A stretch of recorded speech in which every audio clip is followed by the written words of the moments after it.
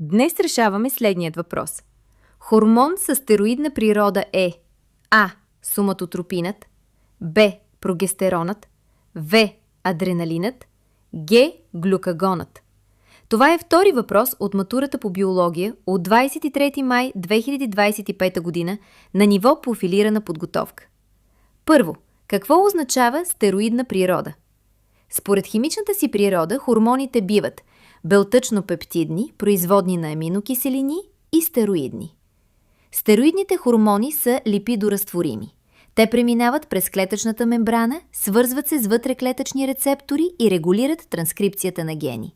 Затова действат по-бавно, но ефектът им е по-продължителен. Запомни тази логика. Бавно и дълготрайно действие, вероятно стероиден хормон. Сега да разгледаме предложените варианти един по един. Соматотропин.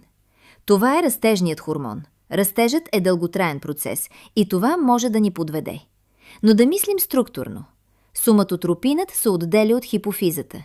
Хипофизните хормони са белтъчно-пептидни. Освен това, хормоните, които завършват на тропин, обикновено са хипофизми – тиреотропин, гонадотропин, адренокортикотропин.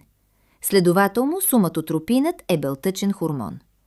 Той е водоразтворим, действа чрез мембранен рецептор и активира вторични посредници. Следователно, не е стероиден. Адреналин. Хормонът на стреса. Бий се или бягай. Трябва да действа за секунди. Той е производен на аминокиселина, водоразтвориме и действа чрез мембранен рецептор. Бърз и краткотраен ефект. Следователно, не е стероиден. Отпада. Глюкагон.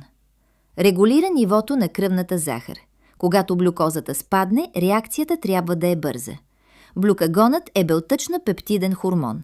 Действа чрез мембранен рецептор и вторични посредници. Отново бърз механизъм на действие. Не е стероиден. Отпада. Прогестерон. Регулира менструалния цикъл и бременността. Това са процеси, които изискат дълготрайна регулация. Прогестеронът е липидоразтворим.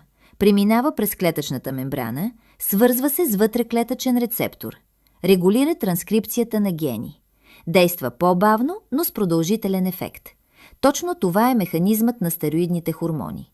Следователно, правилният отговор е Б. Прогестеронът. Когато решаваш въпроси за хормони, мисли така. Бързо действие и мембранен рецептор, мисли за белтъчен хормон. Бавно действие и вътреклетъчен рецептор, мисли за стероиден. Полезно ли беше? Харесай и последвай канала на Матура Биология за още решения.